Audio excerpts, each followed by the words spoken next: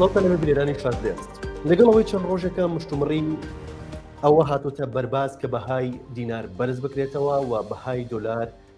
دابەزێنرێت لە عێراقدا. ئەمەش دوای تویتێکی موقتەدا سەدر هات کە باسی لەوە کردبوو پێویستە وەزیری دارایی عێراق بانگشتی پەرلەمان بکرێت لەگەڵ پارێزگاری بانکی ناوەندیە کە دانیشتەکە ئەنجام درا، بەڵام پارێزگاری بانکی ناوەندی ئامادەی دانیشتەکە بوو، بەڵام وەزیری دارایی عێراق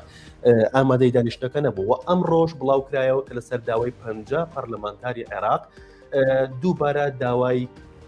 ئامادەبوونی وەزیری دارایی عێراق دەکرێت لە دانیشتێکی ئەنجومەنی نوێنەرانی عێراقدا بۆ لێپرسینەوە لە وەزیری دارایی سەبارەت بە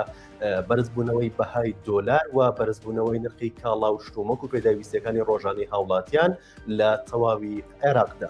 گفتوگۆی ئەم بابەتە دەکەین لەگەڵ بەڕێز سەرکۆ یونس ئابووریناز. کاک سەرکۆ سڵاوت لەبێ ئەم کاتت باش لە هەڵەبجەوە. کاک سەرکۆ لەگەڵمانە. کاک سەرکۆ پێتەن وایە هەنگاوی دابەزانی نرخی دۆلار بەرامبەر بە دیناری عێراقی کارێکی ئاسانە و دەتوانرێت ئەنجام بدرێت؟ بەڵێ زۆر سپاس. لە ڕاستیا نەخێ ناتوانێت ئەو کارە بکرێت، چونکە خۆتان نەزانن سیاسەتی نەختیرەیی سپۆڕێتی بانکی ناوەندیە. بانکی ناوەندیش بە دەستوری عێراقی دامەزراوەیەکی سەربەخۆیەکەوە هیچ بۆ هیچ کەسولایەنێک نیە لە حکوومەت و دەوڵەتی عێراقیە لە پرسیینەوەکە تەنها هەندێک جار ملکەچە بێ بۆ لێپرسینەوە لە ئەنجومەنی نەراگەر هات و کێشەیەک لە درا و لە قەبارەی درا ڕووبا. ئەمە ناوە ئەوەی کە بێنرێت مەسەلەن بڕیارە دراوە جۆرەکان بۆ بووکەوە وەکو هەنگاوێکی سیاسی و خۆتان نەزانن لە سەربەندی پێکێنانی کابینەی تازاین. کابینەی تازە سەدەی داوای زۆری کابینەیەکی زۆری نیشتیمانیەکەکەوە زۆرێک لە لایەنەکان بێبەشکە بە تایبەتی ئەو لایەنانێکەوە لەگەڵ سەدرا لە ڕووی سیاسی و ناکۆکن بە تایبەتی نوری مالیکی و دەوڵەتی یاسا و کۆمەڵ لایەنێکە. ئەلە حاڵەتا سەدر یەکێک لەو ئەمەش تەمان یەکێک لەو بەڵێنانێکەوە پێشتر لە هەڵبژاردنە پێش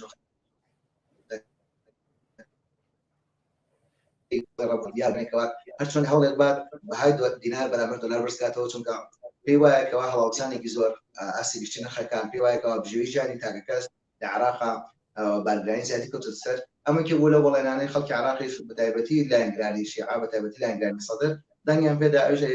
وەپایەک بۆ بەڵێنەکەی. ئەم بڕیاریدا هەرچەند داواکەی و تەنها داوای لەسەر نەویتوە، مەسەلەن بگەڕێمەوە بۆ پێش بەتایەکانی ساڵی 2020 یان بوو مای نەگەڕێتەوە بۆ 180 ئەڵێ بەهاکەی بەرزە بەرامبەر دیناری عێراقی پێویستە بەهای دیناری عێراقی بەرزکەینەوە. تەنها داواکاریی کردبووە ئەو بکەوە حاکم زاملی جێگیریەکەی سەرۆکی پەرلەمان داوای کرد لە بانکی پارێزگاری بانکی ناوەندی وەزیری مالی عێراقی عەلاوی بۆیکەوە هەوڵێت بن بانگێشتانکە بۆ پەرلەمانەوە بوو. عەلی عەلاوی نەیتوانێت ئامادە نەبوو نامەیەکی ناوە ڕئیس وەزرا داوای کردکەوە من ناتوانێت بە تویتێکی کەسایەتێکی سیاسی یان مەسەلەن داواکاری هەرچەند ئەم کابینەی کە هەیە کابینێکی پەڕێکەرە و ئەم پەرلەمانی ئێستا بتوانێت پێ نەداوە لە نامەکە بۆ سەرۆکوەزیران داوای کردوتی بە هیچ شێوەیەک ئامادە نیم ڕەتی ئەوەی کردەوە کەوا بتوانم بچێتە بەردەم نوێنەرانی ئەنجومەنی نێنال ئەنجومەنی نێنان بووکەوە بە ڕوونکردنەوە بدا. ئەوە بوو پارێزگاری بانکی ناوەندی کە تا ڕادەیەک نزیک لە سەدر ڕۆتی سەدرەوە چووە پەرلەمان لەگەڵ سەرۆکی لە سیاسیەکانی ناو پەرلەمانە قسەیەکی لەسەر بابەتێکەوە ئایا ئەتوانرێت ناتوانێت ئەو ڕاشکاوانەوەتی بە هیچ شێوەیەک ناتوانێت لە ئێستا دەرسەکاری بەهای دینار بەرامبەر دۆلار ئەمریکی. بەڵێ کاک سەرکۆ، دابەزینی بەهای دۆلار بەرامبەر بە دیناری عێراقی ئەو بڕیارە لە دەستی کێیە کە بتوانێت بڕیارێکی لەو جۆرە بدات بەهای دۆلار دابەزێت و بەهای دیناری عێراقی بەرز بێتەوە؟ لە ڕاستیەوە پسپۆڕەتی بانکی ناوەندیە، تەنها بانکی ناوەندی وەکو دامەزراوەیەکی سەربەخۆ ئەتوانێت ئەو قەرارە بە ئەویش تەمان هەراوەکارێکی ئاسانیە بە هەمانگی لایەنە سیاسیەکە لایەنەکان بە تایبەتی وەزارەتی دارایی، چونکە خۆتان نەزانن لە عێراق عێراق دەوڵەتی موسساتمان نییە، هەر جۆرێک مەسەلەن سیاسیەکان کاریگەریان هەیە، بەڵام بەپێی یاسا و زانستی ئابووری تەنها بانکی ناوەندی ئەتوانێت بە ڕاوێژ بە دەسەڵاتەکانی کە بە تایبەتی وەزارەتی دارایی و بە هەمانگی و پەسەندکردنی ئەنجومەنی نێنان ئەتوانێت ئەو بڕیارەدا. بەڵام ئەمە وەکو جۆرێک لە جۆرەکان بۆ ناخۆ، بەڵام ئەوەی کەوا هەیە ئەمە خۆتان زانن حکوومەتی عێراقی لەگەڵ سندوقی نەختی نێودەوڵەتی و بانکی دراوی نێودەوڵەتی اتفاقی هەیەکەوە ئەوان هەوڵی ئەوە دەن ئابووری عێراق بەرەو پێش بەرن. تامان ئەو بڕیاری کە لە کۆتاییەکانی 2020 تا درا بۆی کەوا بەهای دیناری عێراقی بەرامبەر دۆلار تا ڕادەیەک مەزن لەو 120 بۆ 146ەکە دابەزێراوەتە بەهای دیناری عێراقی کەمتر بۆ بەهای دۆلار بەرز بوویەوە. ئەوە سندوقی نەختی نێودەوڵەتی لەگەڵ بانکی دراوی نێودەوڵەتیان بڕیاری ئەویان نا اتفاقیان هەبوو، ڕاوێژیان هەبوو. ئەوان ڕزامەند و هەرچەند سندوقی نەختی نێودەوڵەتی بانکی دراوی نێودەوڵەتی داوایان کرد بگاتە 160,800 دۆلارێک. ئەوە بوو ئەوان لە 160,000 ڕای کە کۆمەڵ ئامانجی تایبەتیان هەبوو، بەڵام ئەوەی کە ئەوترێت بەڵێ تەنها بانکی ناوەندی ئەتوانێت بڕیارە ئەوش تەمان هەراوەکارێکی ئاسان نییە، ئەمە ملێکەوتی ئاوی سیاسی حکوومەتیوانەی هەیە تەنها بانکی ناوەندی و دەسەڵاتی هەیە کە قەباری درا و بەهای درا و لە وڵاتە بووە. بەڵێ ئەمڕۆ لەسەر داوای 50 پەرلەمانتار بانگێشتی دووبارە وەزیری دارایی دەکرێتەوە بۆ ئەنجومەنی نوێنەرانی عێراق دانیشتێکی تایبەت بە لێپرسینەوە لە وەزیری دارایی. پێتان وایە ئەو دانیشتنە ئەنجامێکیە بێت سەبارەت بە بەهای دۆلار؟ لە ڕاستیان نەخێر، چونکە هەردوێنێ وەزیری دارایی لە هەمان کاتە پارێزگاری بانکی ناوەندی بڵاوکراوەی بەنامەکان بڵاو کرد و داوای کرد باسییان کەوتیان ئەمە کاریکەرەوە ئاسان نییە کەەوە بتوانێت ئێمە لە شەو ڕۆژێکان لە ماوەیەکی کەمە بەهای درای عراقی بەرامبەر دۆلار ئێمەکی بەرزکردنەوە. خۆتان دەزانن ئەمە کارێکی وەکوڵای درێژەیە فلاندانانە، هەراوە کارێکی ئاسان نییە. پێمان وایە بە هەر لە بەنامەکەی بانکی ناوەندی شەباسیەوە کرا تا 3 ساڵیانەوەی تەنها بۆی کە گۆڕانکاریی بچوک نەبوو گۆڕانکاری کە هەیە داوایەکەم گەڕێتەوە بە 1920 3 ساڵی ئەوێ بۆی بتوانێت ئەگەر بیانەوێت بگەڕێنەوە بەهای چاران. بەڵام پێم وایە تەنها وەکوڵێ هەنگاوی سیاسی ئەم بابەتە بە سیاسی کراوە. خۆتان نەزانن ئەو پێشتر باسمان کرد لە سەروبەر تێکێنانی کابینی تازایان لەم حاڵەتە لا سیاسەکان مەسەلا هەموو هەوڵەکەیان بۆی کەوا بتوانن وڵای فشاری سیاسی زیاتر بەکاربێنن بەرامبەر لایەنەکانی کە ئەمەشی بۆ بڵێنانێکەوە سەدر یابوو داوایەکە. خۆشان نەزانێت ئێستا لە پەرلەمان حاکم زاملی وەکو جێگریەکە میسەڕۆی پەرلەمان دەورێکی ڕئیسی هەیە لەم بابەتە بانگەشەی وەزیری کۆکردنەوەی ئیمزا و بانگەشەی وەزیری دارایی. پێمان وایە پەرلەمانی عراقی ئەنجومەنی نوێنەران ناتوانێتەوە گۆڕانکاری دروستکات لە بەهای دیناری عراقی بەرامبەر دۆلار ئەمریکی. بەڵێ ئەو هەوڵەی سەدر تا چەند پەیوەندی بە وڵاتانی دەرەوە هەیە لە ڕووی سیاسیەوە کە ئەگەر ئەم بڕیارە جێبەجێ بکرێت؟ لە ڕاستیە ئەوەی کەوا باسەکرێ مەسەلەن ئەوەی کەوا جۆرێک لە جۆرەکان ئەمە سەدر هەوڵێکە بۆ لێداری لە ئاوبووری ئێران. خۆتان نەزانن نزیکەی 22 بانکی تایبەتمەند و بازرگانی هەیە لە ناو بانکی ناوەندیە دۆلارەکەن لە بانکی ناوەندی. راپۆرتەکان و ئاماژەکان بۆ کەنکەوان بەشێک لەو بانقانە کار بۆ کۆماری ئیسلامی ئێرانەکەن. خۆتان نەزانن کۆماری ئیسلامی حەساری دارایی و اقتصادی بازرگانی هەمووی لەسەرە لە ڕێی ئەمریکا و وڵاتە ناودەوڵەتیەوە بۆ دەستکەوتنی دۆلار تەنها و تەنها یەکێک لەو وڵاتانەیەکەوە پشت پێوەستی عراقا. خۆتان نەزانن عراقیش لەبەر دەوڵەتێکی مؤسساتی نین هەر باسانیان راپۆرتەکان باسی ئەوەکەن کەوا ڕێژێکی زۆری ئەو دۆلاری کە بانقەتە بنمەندەکان لە بانکی ناوەندی ئەکڕن ڕاستەخۆ ڕاوە حواڵەتی بۆ کۆماری ئیسلامیش تەمان خۆتان نەزانن دۆلاری دەست ناکەوێت بە شێوە لە شێوەکان ئەم دۆلارە ئامانجێتی بەدەستی بێنە بۆ بازرگانی خۆی. سەدر ئێوە لە ڕێی هەموو خۆتان نەزانن کۆماری ئیسلامی لەگەڵ کابینەی زۆرینەی نیشتیمانی سەدرانیە داوایەوە کاکەوا هەمولانە سیاسەکان عراق بە تایبەتی دەوڵەتی یاسا و لایەنەکانی کە بەشداری کابینەی تازەکان. سەدریش لەگەڵ ئەمانە ئێوە لەم ڕوانگەوە یەکێک لە بۆچوونەکانەوەی کە سەدر ئێوە لەلایەنی ئابووری داراییەوە گورزێک فشارێکی سیاسی دارایی بدا لە کۆماری ئیسلامی بۆی جۆرێک لە جۆرەکان نەرمی ئێران هەبێ بەرامبەر بە حکوومەتی زۆری نیشتیمانی. لە ئێستادا لە تەواوی عێراقدا لە پارێزگاکانی عێراقدا لە هەر پارێزگایەک بۆ پارێزگایەکی دیکە نرخی $100 بە بەهاکەی جیاوازە. ئایا ئەم جیاوازی بەهایە دەگەڕێتەوە بۆچی؟ بە ڕای بەڕێستان وەک ئابووری ناسێک دەگەڕێتەوە بۆ ئەوەی کە هاوڵاتیان بەشێکی زۆری پارەکانیان ئەو دۆلاری کە لە ماڵەوە هەڵیان گرتووە هەیەە گۆڕی بێنێتەوە بە دیناری عێراقی؟ لە ڕاستیە کاتێککە بانکی ناوەندی کە $100 گۆڕێتەوە بە 6,000 ئەمە سابتە و جێگیر کراوە ئەو سیستەمی کە لە عێراق پەیڕەوێتە سیستەمی جێگیر بۆ گۆڕینەوەی دراوە. ئەمە جێگیرە ئەگەر هاتو گۆڕانکاریی کەم دروست بوو بۆ نمونەگەر بانکی ناوەندی کاتێک بە 146 فرۆشە لە بازاڕەکانی عێراقا بچێتە 148 تا 49 ئەمە کارێکی زۆر ئاساییە، چونکە بانکە بازرگانیەکان و کەسەکان بە دوای قازان جاگەڕن ئەو بڕایکەوە زیایەکە ئەو لە ساسەیە بە تایبەتی بوون ئەو 3000 و 2000 ینی قەبارەکەی بۆ شێوەیەکەوە مەترسی هەبێت لەسەر ئابووری عێراق. بەڵام ئەوەی کە هەیە بەداخەوە لە عێراقا خۆتان نەزانن عێراق شوێنی ئەمان نییان بۆ مانای ئەمانی ئابووری ئەمانی دارایی بە هەموو جۆرەکانیەوە. خەڵکە ترسێ نیگەرانە خۆشان نەزانن لێرە لە عێراقا سیاسەکان هەر بڕیارێک بن کاریگەری ڕاستەخۆی لەسەر لایەنەکانی کە بە تایبەتی لایەنی ئابووری دارایی. پێمان وایە ئەو گۆڕانکاریانەی کەوا لە محافظەی بۆ محافظەیشکە جۆرێک لە جۆرەکانەوە ترسی خەڵکە بە تایبەتی ترس لەوەی کەوا هێشتا کابینەی تازە دروست نەبووە، هێشتا سەرۆکۆمەر هەڵام شێراوە، هەموو ئەمانە مەترسین خەڵک لەوە ترسنکەوە دۆلارەکانیان کەوا پێیانە بیگۆڕۆ بە نێر عراقی ینی وا پێشبینی ئەەکەن دوای تیتەکەی سەدرکەوە بە هەر نێر عراقی بەرز بێتەوە دایانێ دۆلارەکانیان هەبێ یانە دۆلارەکانیان بفرۆشن. بەڵام کەم وایە ئەمە کارێکی هەڵەیە تەنها سایکۆلۆژی دەرونی خەڵکە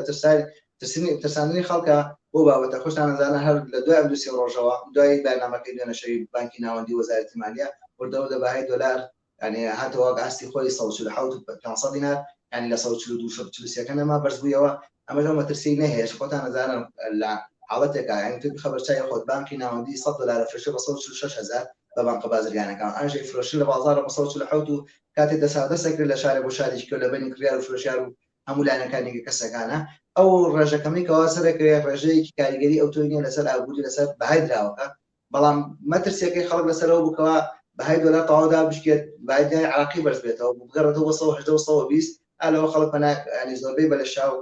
شەڵەژانێک دروست بوو دۆلارەکانیان کرد بە دینار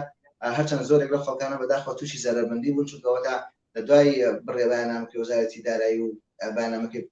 بانکی ناوەندی زۆر لە زۆرەکان بەهای دۆلار گەڕاوەستی خۆن. لە ئێستادا لە بازارەکان ئەگەر بازارەکانی هەرێمی کوردستان بە نمونە بێنینەوە ناستەقامگیری و شڵەژانێک دروست بووە بێتان وایە ئەمە تاکەی بەردەوام بێت کاتیە پێمان وایە کاتیە تێپەڕێ هەر ئەمڕۆ دۆلار بەرز بووە بۆ 147 و 500 ئەگەڕێتەوە 148 لەو قەناعەتە چونکە ئەوەی کەوا هەیە لەم دووسێ ڕۆژە خەڵکی زۆر دۆلارێکی زۆر خستە بازاڕ و بیرمانە چێت دوێنێش بانکی ناوەندی 200 میلیۆن دلار خستە بازاڕ و ئەمڕۆ کەمتر لە 200 میلیۆن دلار خستە بازاڕەوە لەگەڵ ئەو قەبارە زۆرەی کەوا خەڵک پەلاماریاندا دۆلارەکان خستە بازاڕەوە قەبارەی دۆلار لە بازاڕ ڕوو بەهای دۆلار دابەزی ئەمە تا ڕادەیەک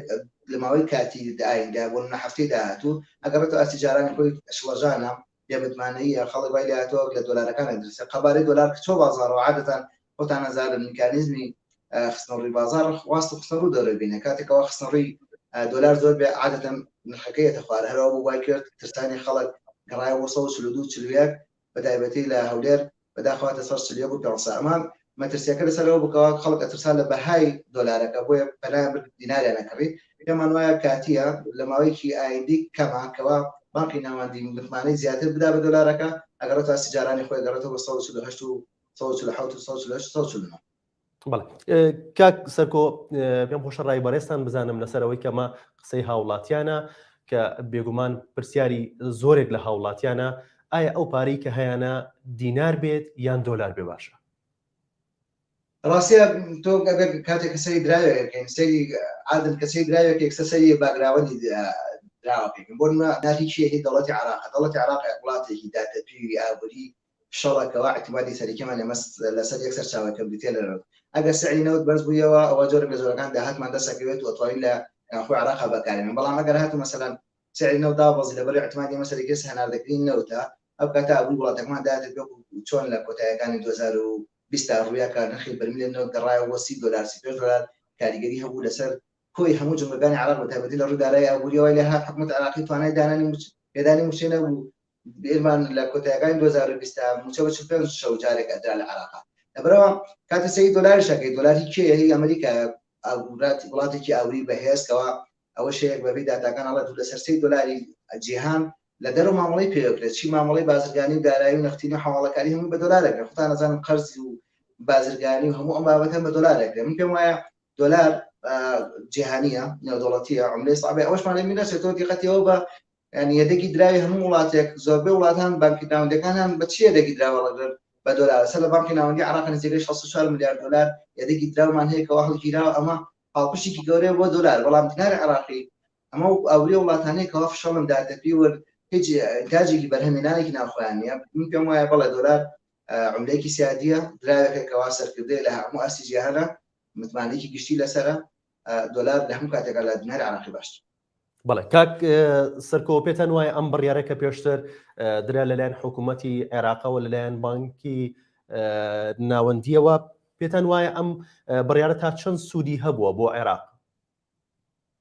ڕاستە کاتێکە حکوومەتی عراقی لەگەڵ بانکی ناوەندیە بە تایبەتی وەزارەتی مالیە بڕیاری ئەوەیاندا کەوا بەهای دۆلار بەرزکەنەوە بۆ پێکەوە لە 180 بەرزیانکردەوە 146 عراق بە ناو تەنگەشەیەکی ئابووری قورساڕوویەوە توانای دانانی پێدانی موچێشی نەبوو لەو کاتە مەسەڵەن باەنێ عراقی کورتێنانێکی گەورەی دروست بوو لە دارایی عێراق وەزارەتی دارایی توانای ئەوە نەبووکەوە موچەی هەموو خەرجیەکانی فەرمانبەران ئەومە بنەچ نزیکەی لە عراق 8 میلیۆن موچەخۆر هەیە و 3 میلیۆن فەرمانبەر هەیە ئەمە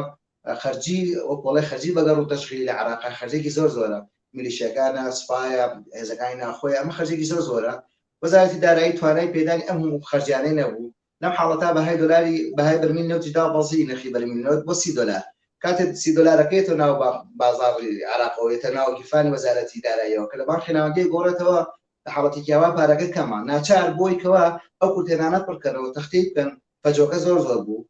بۆیکەوە کورتێناکە پڕکردن بەهای دیناری عراقیان دابەزان بەرامبەر دۆلارەوە بکەوە 1970 بەرداکرێت بۆ 1946 حکوومەتی عراقی قازانجێکی باش کرد دەستکۆتێکی باشی هەبوو کەوا نزیکەی زیاتر لە 13 تریلیۆن بوو لە مای ئەو کاتە لەم 6 مانگە نزیکەی 26 ملیۆنی 26 تریلیۆن کۆ کردێتەوە مانای ئەوەیە کەوا خەباری نەختینەی لای وەزارەتی دارایی پارەکە زۆر بوو حکوومەتی عراقی توانایەوەی هەبوو کەوا موچە بدا بە خەرجەکانی حکوومەت بە تایبەتی خەرجی هەڵبژاردنێکی لە خۆشانێکەوە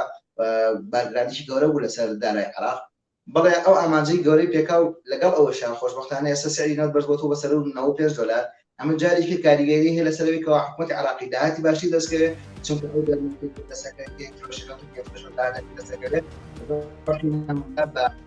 بعولایکی باش بەسەرەوە باس خەبارەی نەخینە لای وەزارەتی دارایی بەرز بێتەوە گشتوانەی ئەوەی هەیە کەوا هەموو خەرجەکان لای وەزارەتی دارایی